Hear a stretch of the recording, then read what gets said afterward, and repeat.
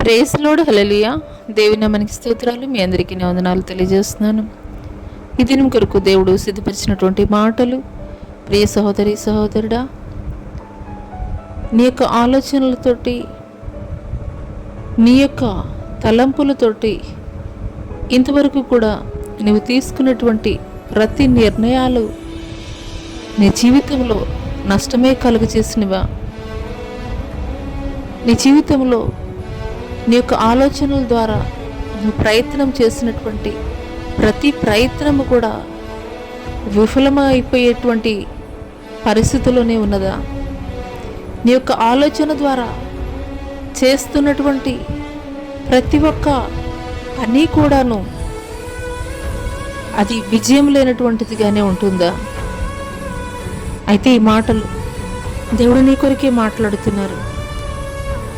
ఆకాశములు భూమిపైనే ఎంత ఎత్తుగా ఉన్నవో, మీ మార్గముల కంటే నా మార్గములు, మీ తలంపుల కంటే నా తలంపులు అంత ఎత్తుగా ఉన్నవి.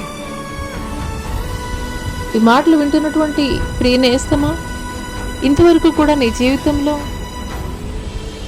జరిగించినటువంటి ప్రతి పని, ప్రతి ఆలోచన కూడాను నీ యొక్క స్వంత ఆలోచన ద్వారా నువ్వు జరిగించడం ద్వారానే నువ్వు నష్టాన్ని కొని తెచ్చుకున్నావేమో, అప్పుల ఊబిలో కూరుకుని పోయి ఉన్నావేమో, నీ జీవితం వ్యర్థమైపోయినటువంటి పరిస్థితుల్లోకి వెళ్ళిపోయిందేమో, నీ కుటుంబంలో సమాధానం లేనటువంటి పరిస్థితులకు వెళ్ళిపోయిందేమో.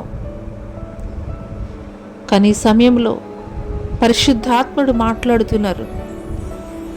భూమి కంటే ఆకాశము ఎంత ఎత్తుగా ఉన్నదో, మీ మార్గముల కంటే నా మార్గములు, మీ తలంపుల కంటే నా తలంపులు అంత ఎత్తుగా ఉన్నవని పరిశుద్ధాత్ముడు తెలియజేస్తున్నారు.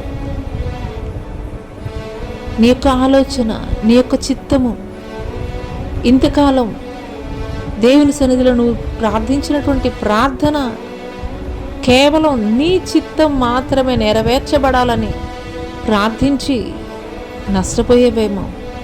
అందుకోసమే దేవుడి మాటలు మాట్లాడుతున్నారు. ఈ మాటలు దేవుడు నా కొరికే మాట్లాడుతున్నారని నీవు విశ్వసించగలిగినట్లయితే ఇప్పుడే మోకరించు, దేవుని అడుగు. దేవా, ఇంతకాలం వరకు కూడా నా ఆలోచనల ప్రకారము నా చిత్తం మాత్రమే నెరవేర్చబడాలని నా జీవితంలో ఎన్నో నష్టపోయానయ్యా, ఎన్నో కోల్పోయానయ్యా. కానీ ఈ మాటలు వింటున్నటువంటి నేను, నా చిత్తం కాదయ్యా, నీ చిత్తం మాత్రమే నా జీవితంలో జరిగించబడాలి, నీ చిత్తానికి నన్ను నేను అప్పగించుకుంటున్నానని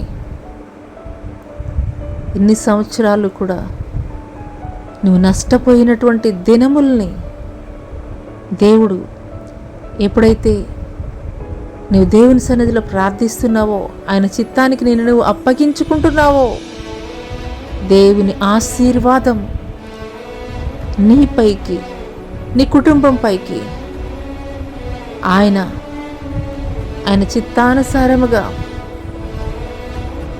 నీ జీవితాన్ని నడిపించబోతున్నాడు. నేను ఆశీర్వదించబోతున్నాడు. ఆయన దీవెనలతోటి, ఆయన మేలుతోటి నిన్ను నింపబోతున్నాడు. అట్టి కృప దేవుడు నీకు దయచేయనుగాక. ఆమేన్.